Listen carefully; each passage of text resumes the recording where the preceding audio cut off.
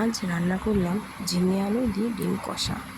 আর রান্না তেমন কিছু আহামরি কিছু না পারলেও যেটুকুনি করি নিজের ইচ্ছাতে ভালো লাগে তাই করি, আর খেতে একটু ভালোবাসি তাই যখন যেটা মন চায় তখন সেটা করে ফেলি, এটাই, আর কিছুই না। আর রান্না করতে কে না ভালোবাসে, তাই না? তা আমি আজকে রান্না করে ফেলেছি।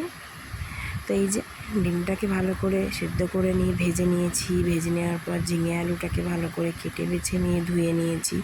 ধুয়ে নেওয়ার পর আর তেমন কিছু কোনো খাটনি নেই, মশলাপাতিও তেমন কিছু লাগে না। জাস্ট কালো জিরে ফোড়ন দিয়ে পেঁয়াজ কাঁচা লঙ্কাটাকে দিয়ে লাল লাল করে ভেজে নিয়েছি।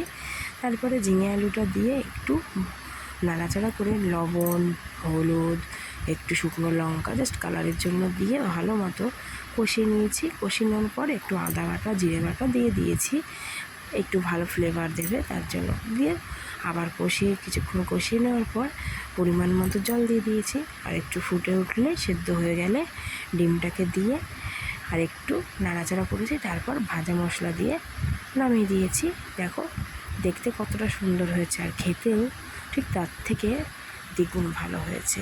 একবার তোমরাও বাড়িতে ট্রাই করে দেখো, খেতে অবশ্যই ভালো লাগবে।